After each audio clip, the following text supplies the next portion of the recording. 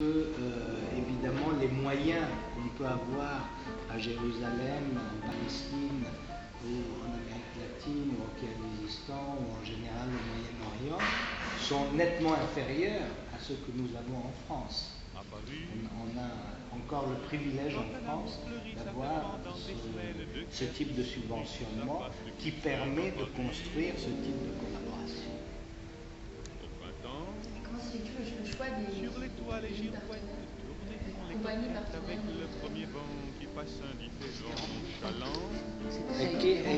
Alors, le théâtre national palestinien, c'est intéressant parce qu'ils n'ont pas de subvention. Ils travaillent à Jérusalem et cette pièce raconte une femme occidentale qui perd son collier. Elle est allée se promener dans la ville, elle a perdu avec ce collier qui vient de sa grand-mère, tout ça. Donc elle va partir à la recherche de son collier. C'est une tragédie, elle ne coûte pas cher le collier, mais il a une valeur émotionnelle très forte pour elle. Et donc elle va partir à la rencontre de différentes personnes. Et comme elle était collaborateur à la mise en scène, في عقد هليل؟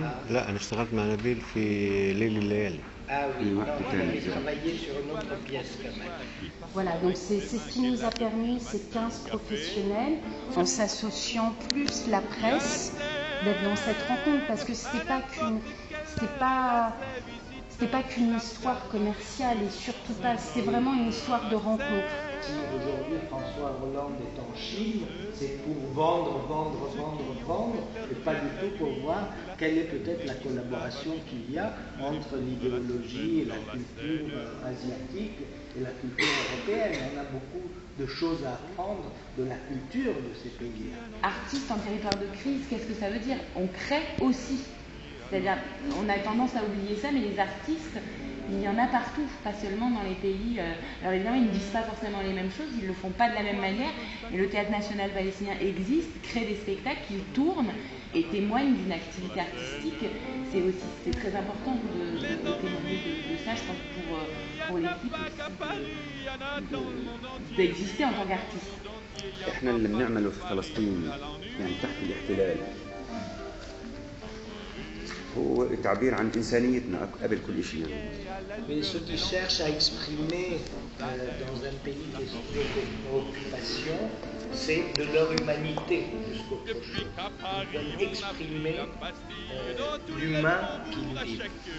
ووصولنا لهذا الكلايمكس من المأساة. Et arriver à ce point, à cet apogée de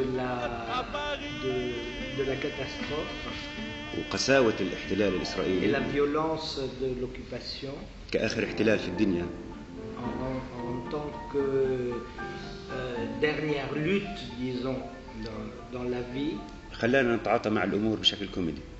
a fait qu'ils considèrent les choses du point de vue de la comédie. C'est plutôt avec d'autres lieux. Alors, le fonctionnement...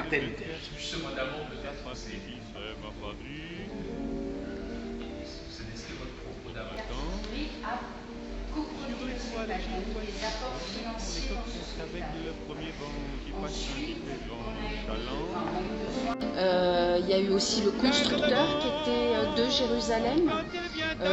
Le scénographe était français, c'est le scénographe d'Adel, enfin du théâtre des quartiers d'Ivry.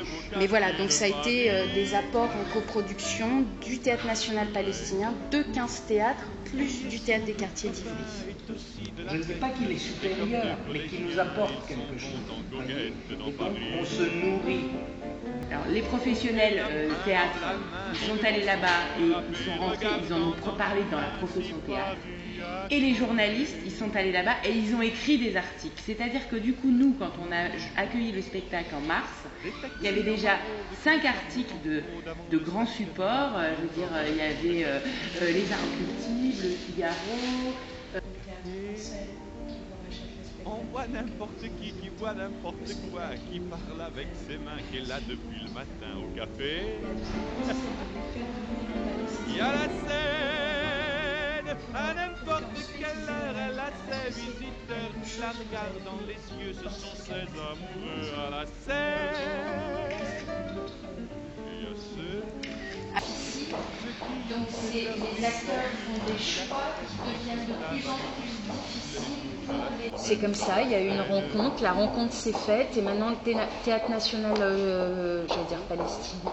Comme les moyens de chacun diminuent, c'est vrai que du coup, on a intérêt à mettre nos moyens en baisse ensemble pour continuer d'avoir des moyens pour faire une production, comme a dit Estelle et Adèle, qui en plus n'est pas extrêmement chère, mais même ces productions-là, elles deviennent de plus en plus difficiles à tenir. Donc c'est aussi ça, il y a aussi cette difficulté économique qui fait que... Et comment on y va Les ennuis, il n'y en a pas qu'à Paris, il y en a dans le monde entier, oui, mais dans le monde entier. C'est pour ça que c'est vraiment 15 structures, c'est une vraie coproduction, une vraie collaboration, une vraie idéologie, une vraie envie de diffuser de l'art, de diffuser cet art, de travailler avec le Théâtre National palestinien.